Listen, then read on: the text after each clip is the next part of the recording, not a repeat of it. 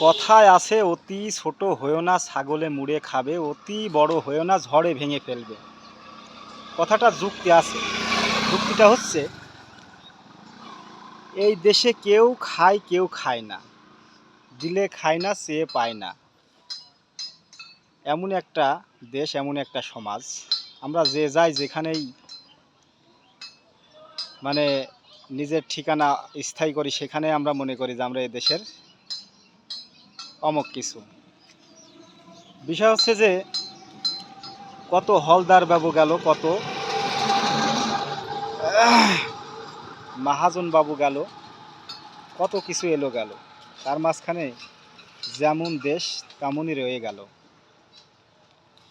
এ দেশটা উন্নত আর হবে কবে রে ভাই? যে দেশের সংস্কৃতি ইসলামের বাইরে, যে দেশটা আমার আপনার কথা ভাবে না, যে দেশের মানুষ, যে দেশের কালচার সবই চলে উল্টা আর পাল্টা।